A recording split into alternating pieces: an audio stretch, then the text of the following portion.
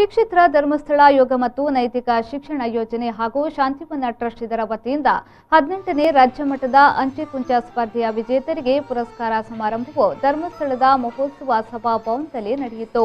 ಕಾರ್ಯಕ್ರಮದಲ್ಲಿ ವಿಜೇತರನ್ನು ಪುರಸ್ಕರಿಸಿ ಮಾತನಾಡಿದ ಚಲನಚಿತ್ರ ನಟ ಹಾಗೂ ನೃತ್ಯ ಕಲಾವಿದ ಡಾಕ್ಟರ್ ಶ್ರೀಧರ್ ಅವರು ಚಿತ್ರಲೇಖನದ ಮಹತ್ವವನ್ನು ವಿವರಿಸಿದರು. ಪರಿಣಾಮಗಳು ಮನುಷ್ಯ ಕುಡಿತ ಮತ್ತು ಈ ಸಮಸ್ಯೆಯ ಬಗ್ಗೆ ಅಂದ್ರೆ ಸಮಾಜದಲ್ಲಿರುವಂತಹ ದೊಡ್ಡ ಪೀಡೆ ಅದರ ಸಮಸ್ಯೆಯಲ್ಲಿ ಈ ಸಲ ಅದನ್ನು ಕೊಟ್ಟಿದ್ದಾರೆ. ಅಂದ್ರೆ ಇಲ್ಲಿ ಬಹಳ ಮುಖ್ಯವಾಗಿ ನನಗೆ ಬಹಳ ಸಂತೋಷ ಆಗ್ತಾ ಇರೋದು ಚಿತ್ರಲೇಖನದ ಒಂದು ಕಾನ್ಸೆಪ್ಟ್ಗೂ ಒದಗುತ್ತೆ ಮತ್ತು ಬಹಳ ಅದರ ದೊಡ್ಡ ಶಕ್ತಿ ಕೂಡ. ಪೌರಾಣಿಕ ಕಥೆಗಳನ್ನು ನಾವು ಸಬ್ಜೆಕ್ಟ್ ಆಗಿ ತಗೋಬಹುದು, ಪ್ರಕೃತಿ ಸೌಂದರ್ಯವನ್ನು ಸಬ್ಜೆಕ್ಟ್ ಆಗಿ ತಗೋಬಹುದು, ಜೊತೆಗೆ ಸಮಾಜದ ವಿಷಯಗಳನ್ನು ಸಬ್ಜೆಕ್ಟ್ ಆಗಿ ತಗೋಬಹುದು, ಸಮಾಜದಲ್ಲಿರುವಂತಹ ಒಂದು ಶೋಷಣೆಗಳು ಸಮಸ್ಯೆಗಳನ್ನು ಕೂಡ ಸಬ್ಜೆಕ್ಟ್ ಆಗಿ ತಗೋಬಹುದು. ಅಂದ್ರೆ ಸನಾತನವಾದಂತಹ ವಿಷಯಗಳಿಂದ ಹಿಡಿದು ಈ ಕಾಂಟೆಂಪರರಿ ಸಮಸ್ಯೆಗಳವರೆಗೂ ಈ ದೊಡ್ಡ ವ್ಯಾಪ್ತಿ ಬಹಳ ಸುಲಭವಾಗಿ ಚಿತ್ರಲೇಖನಕ್ಕೆ ಅದು ಸಿಗುವಂತಹ ಒಂದು ವಿಷಯ.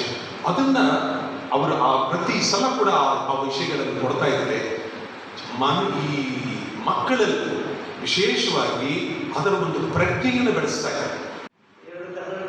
ಎರಡು ರೌಂಡು ತಲೆ ಬೋಳು ತಲೆ ಬರ್ತದೆ, ಗಾಂಧೀಜಿ ಕೂಡಲೇ ಬರ್ತಾರೆ, ಗಾಂಧೀಜಿ ಇರಬೇಕು ಅಂತ.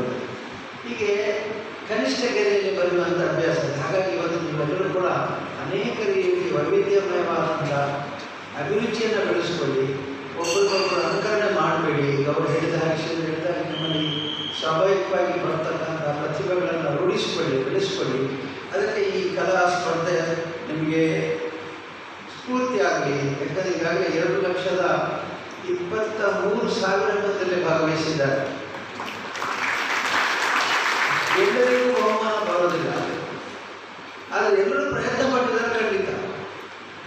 2,23,000ದಲ್ಲಿ ಒಂದು ವರ್ಷಕ್ಕೆ ಒಂದು ಕನಿಷ್ಠ ಹೆಚ್ಚು ಅಂತಂದರೆ ಒಂದು 500 ಮಂದಿಗೆ ಬಹುಮಾನ ಬಂದಿರ್ಬೋದು. ಉಳಿದವರು ಮೊದಲು ಗೀಟ ಹಾಕಿದ್ದು, ಈಗ ಅವರ ಮೊಮ್ಮಕ್ಕಳಿಗೆ ಪಾಠ ಹೇಳ್ಕೊಡ್ತಾ ಇರ್ಬೋದು.